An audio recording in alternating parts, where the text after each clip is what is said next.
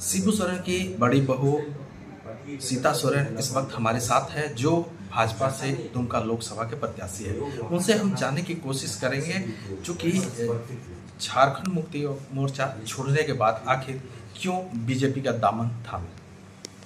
बताइए कि अभी दुमका लोकसभा का चुनाव होने जा रही है, क्या विजन है, क्यों आखिर भाजपा में आपको आना? देखिए, कारण तो बहुत सारा है। सबसे पहले तो 24 साल हो गए झारखंड अभी तक विकास से अछूता रहा। ये बहुत बड़ा मुद्दा है और झारखंड वासियों के लिए भी है। झारखंड अलग राज्य बना, विकास के लिए बना, और आज के डेट में देखा जाए तो विकास ही नहीं है। आज ऐसे झारखंड मुक्ति मोर्चा में ऐसे नेता चाहे मंत्री, झारखंड मुक्ति मोर्चा पूरा टीम ही एक विचारधारा था। झारखंड मुक्ति मोर्चा का जब स्वर्गीय दुर्गा सोरेन जी थे, बाबा जब ठीक ठाक थे, तो झारखंड का जो विचारधारा था कि झारखंड का विकास होना है, झारखंड को विकसित राज्य बनाना है, वो मुद्दा ही नहीं रह गया। अभी मुद्दा विहीन हो गया। सभी जो नेता है, मंत्री हैं, सब कोई आज का डेट में यहाँ लूटपाट मचा हुआ है। यहाँ पर जो खनिज पदार्थ है उसकी लूट हो रही है, इलीगल माइनिंग हो रही है, और नेता मंत्री आजकल दलाल किस्म के हो गए हैं। वो लोग सब अपने जेबों को गर्म करने में लगे हुए हैं। उन लोगों को झारखंड के विकास से, यहाँ के जनता का विकास से कोई मतलब ही नहीं है। देख ही रहे आप लोग कि किस तरह से यहाँ के जो स्टूडेंट हैं, जिनको नियुक्ति से संबंधित एग्ज़ाम हो रही थी तो क्वेश्चन पेपर लीक हो जा रहे हैं। तो ये बहुत बड़ा मुद्दा है। यहाँ बेरोजगारी है। अब इस तरह के ये में हमारे जो नौजवान ही जब यहाँ पर जो भविष्य है, वो ही उनका ही जो जीवन अंधेरा में है। आजकल देख ही रहे हैं कि पूरा सड़कों पर आ गए हैं। स्टूडेंट का भविष्य अंधेरे में है। कई ऐसे क्षेत्रों को जो हम देखते हैं, यहाँ पर ज़मीन की लूट हो रही है। सबसे ज़्यादा जेएमएम की सरकार में ज़मीन की लूट हुई है और भ्रष्टाचार पूरे तरह से व्यापक है। तो ऐसे में झारखंड को कहाँ जा रहे हैं, किस ओर जा रहे हैं, इसका दिशा निर्देश पूरी तरह से खो गया है। ये आरोप लग रहा है कि चूंकि झारखंड की जमीन की लूटने की बात कर रहे हैं, लेकिन ये भी तो आरोप लग रहा है, एक संपत्ति भी बन रही है राज्य में कि हेमंत सोरेन को फंसाया गया है। क्या लगता है आपको? देखिए, जहाँ तक फंसाने की बात है, आजकल ये भी बहुत जोरों शोरों से चल रहा है कि जेएमएम के लोग कहते हैं कि मुख्यमंत्री को फंसा दिया। अब कहाँ से हम सुने हैं कि इसे सिटिंग मुख्यमंत्री का इस हाल कहाँ पर हुआ है, किस राज्य में हुआ होगा?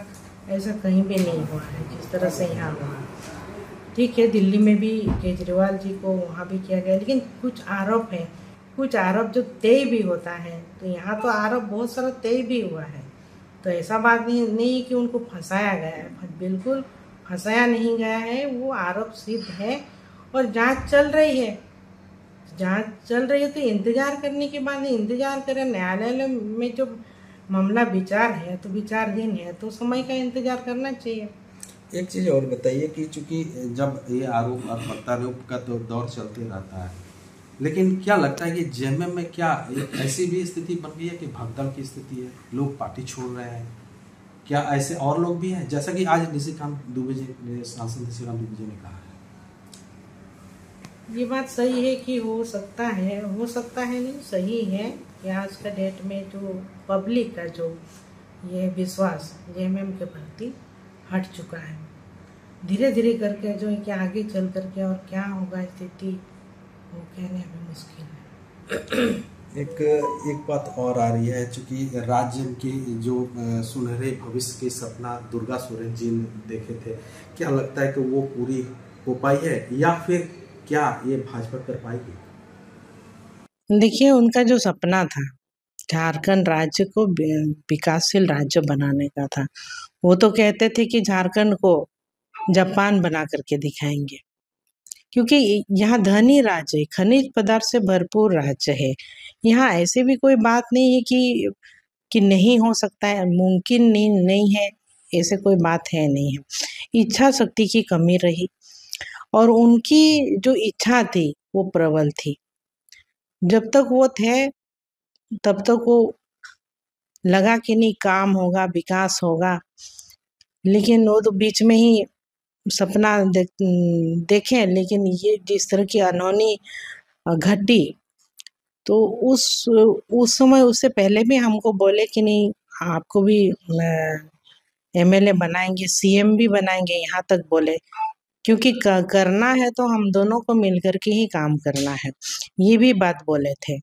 तो इसके बाद उनका ही सपना था तो हम एमएलए बने कि नहीं, घर का तो घर में किसी ने भी हमको इच्छा नहीं जताई कि हम पॉलिटिक्स में आए, सब तो मेरा विरोध ही किए थे, लेकिन उनका ही था सपना इसलिए हम बने और जो सपना उनका था उसी को लेकर के चले। लेकिन काम करने की जब बारी आई तो हम काम ही नहीं करने सक रहे थे, क्योंकि घर के लोग ही जो मेरे देवर जी कभी डिप्टी सीएम बने, सीएम बनते रहे, तो मेरे कई काम को रोका जाता था, छोटा मोटा भी काम को रोका जाता था। तो ऐसे में मुमकिन ही नहीं था कि हम बड़ा काम को कैसे करने सकते, जबकि 3-3 बार की एमएलए हम हुए।